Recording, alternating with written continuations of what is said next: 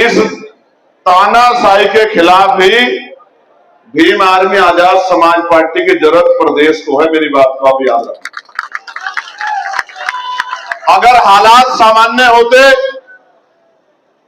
चुनी हुई सरकारें जनता का काम करती तो शायद ऐसे विकल्प की आवश्यकता नहीं पड़ती।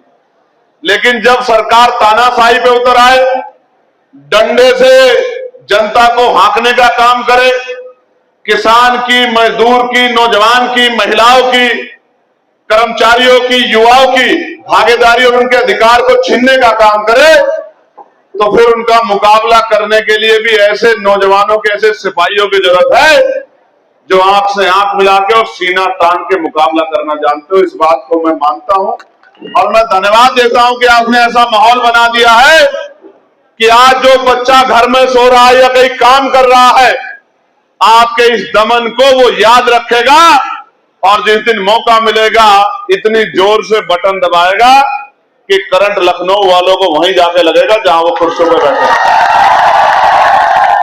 और मैं फिर कह रहा हूं, ये भारत है और ये मेरठ, शामली, मुजफ्फरनगर, सहारनपुर, बागपत, ये वो क्रांति धरा बिजनौर जो निमट तो सकता है लेकिन झुक नहीं सकता। इस मिट्टी को नहीं जानते आप, इस मिट्टी को नहीं जानते आप। आपने देखा होगा कोई और एरिया, ये वो एरिया जब ठान लेता है तो फिर झुका के छोड़ता है। जितनी चाहे ताकत लगा लो, ना हम गर्मी से डरते, ना हम आंधी से डरते, ना तूफान से डरते, ना लाठियों से डरते, ना गोलियों से डरते।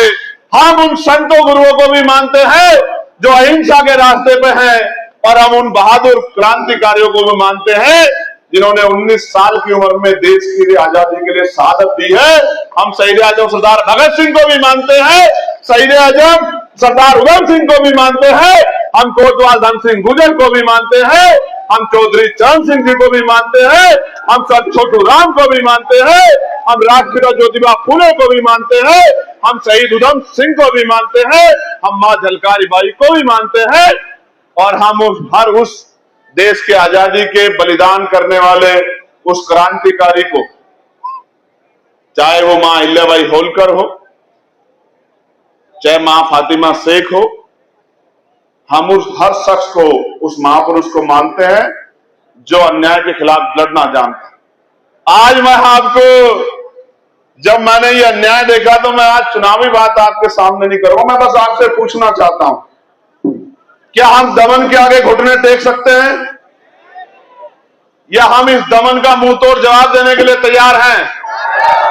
आज हम इस गर्मी में सड़क पे जवाब देंगे अपने नारों से, जो सत्ता में बैठे नेताओं को ये पता लगे कि जनता दमन से नहीं, जनता प्यार से चलती है।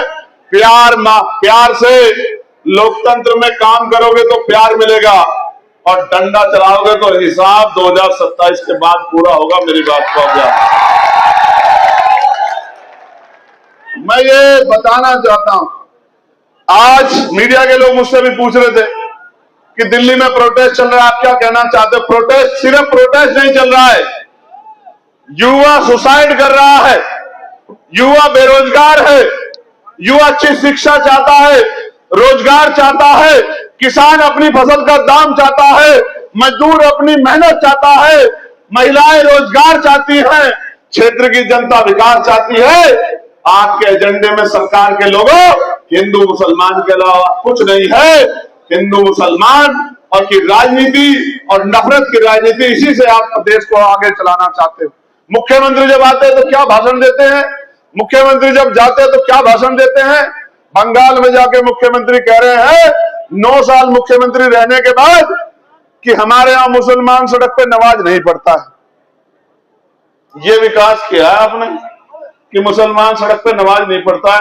चलो, मुसलमान सड़क पे नमाज नहीं पढ़ता, बहुत अच्छी बात है, इससे दलित पिछड़ों को रोजगार मिल रहा है, इससे उनके घर में रोटी आ रही है, इससे उनकी गरीबी दूर हो रही है, इससे उनके बच्चों को पढ़ाई मिल रही है, इससे उनके बच्चों को अच्छी चिकित्सा व्यवस्था मिल रही है, इससे पेपर लीक होना बंद हो गया, इससे आरक्षण के घोटाले बंद हो गए, इससे सुसाइड करना बंद हो गया, इससे किसान को उसकी फसल का दाम मिल गया, इससे महिलाएं सुरक्षित हो गई हैं। शर्म करो। सत्ता में बैठे हो 9.5 साल से, 1 साल के काम का मुकाबला नहीं कर पाओगे। अवसर आने दो, ये जनता है, जिसको चाहे कुर्सी पर बिठा दे और जिसको चाहे जमीन पे पटक दे। पुलिस के भाइयों का मैं धन्यवाद इसलिए करता हूं क्योंकि मैं जानता हूं कि लोकतांत्रिक व्यवस्था में पुलिस तो सरकार के अधीन, जो सरकार आदेश देगी बेचारे वही करेंगे। आज इनकी है तो ये इनके आदेश पे काम करे, कल आपकी आएगी तो आपके आदेश पे काम करेंगे। इनसे मेरा झगड़ा नहीं, क्योंकि मैं ये भी जानता हूं किसी नेता का बेटा सिपाही है ही नहीं, किसी नेता का बेटा दरोगा है ही नहीं, किसी नेता का बेटा SHO है ही नहीं, इंस्पेक्टर है ही नहीं। ज्यादा अगर है भी तो बेचारा तो IPS है, PCS है, PPS है। सिपाही, हेड कांस्टेबल, दरोगा, इंस्पेक्टर है ही नहीं किसी नेता का बेटा। ये सारे किसान मजदूर परिवारों के बच्चे हैं। मगर मैं इनको भी पूछना चाहता हूं जो नए भर्ती हुए हैं। एक बेटी मुझे आज मिली थी, उसके पति सेना में थे, छुट्टी पे आए, 20 दिन अपने परिवार के साथ रहे, सड़क दुर्घटना में जान चली गई। मुझसे पूछ रही थी कि मेरा क्या कसूर है, मेरा पति तो सेना के लिए, सेना में भर्ती हुआ देश के लिए बलिदान देने के लिए, लेकिन मेरा पुनर्वास कैसे होगा, मेरे बच्चों को कैसे जो है, उसके तो बच्चे नहीं लेकिन जो सेना के परिवार उनके बच्चों का क्या होगा। आपने तो 4 साल की अग्निवीर की नौकरी दे दी, 4 साल की, इससे भला हो जाएगा। मैं बताना चाहता हूं आपको, पुरानी पेंशन का लाभ आपको नहीं चाहिएगा? बताओ अपने मन पे, दिल पे हाथ रख के, आपको नहीं चाहिए पुरानी पेंशन? नहीं चाहिए? पुलिस के लोगों बताओ, पुरानी पेंशन नहीं चाहिए क्या होगा जब बूढ़े हो जाओगे? कहां से कौन रखवाली करेगा? आज जो आपसे गलत काम करवा रहे हैं मजबूरी में, क्योंकि आप नौकरी कर रहे हो सरकार की, तो कल जब बूढ़े हो जाओगे आपके ऊपर अगर मुकदमा कोई जांच चलेगी तो ये पीछे भाग जाएंगे, ये कहेंगे हमारा कोई लेना देना नहीं, आप समझदार हो जाओ। मैं अगर आज आपको सचेत कर रहा हूं तो हवा में नहीं कर रहा हूं। जिन पे आज डंडा पड़ रहा है वो भूलेंगे नहीं, वो भी याद रखेंगे कि किन साहब ने डंडा चलाया, किन साहब ने बुलडोजर चलाया, किन साहब ने गोली मारी, भूलेंगे नहीं वो लोग। मैं सच बता रहा हूं, ये भूलने वाली स्थिति नहीं होती। घर बनाने में बहुत समय लगता है, 1 मिनट लगती है आपको, बिना किसी ऑर्डर के, बिना किसी आदेश के आप जाके बुलडोजर चला देते हो। मैं सच कह रहा हूं, ये पूरा सिस्टम जनता की रक्षा के लिए। मैं हूं, आप हो, अधिकारी हो, IAS हो, IPS हो, वो सब जनता के सेवक हैं। हमें तनख्वाह मिलती है जनता के टैक्स से, आपको और मुझे। हम मालिक नहीं हो सकते कभी। इनका हाथ हमारे ऊपर है तो हम नेता हैं, इनका हाथ हमसे उठ गया तो हमें गली में भी नहीं पूछेगा कोई। याद रखना मेरी बात को। मैं बहुत बधाई देता हूं शामली के साथियों को,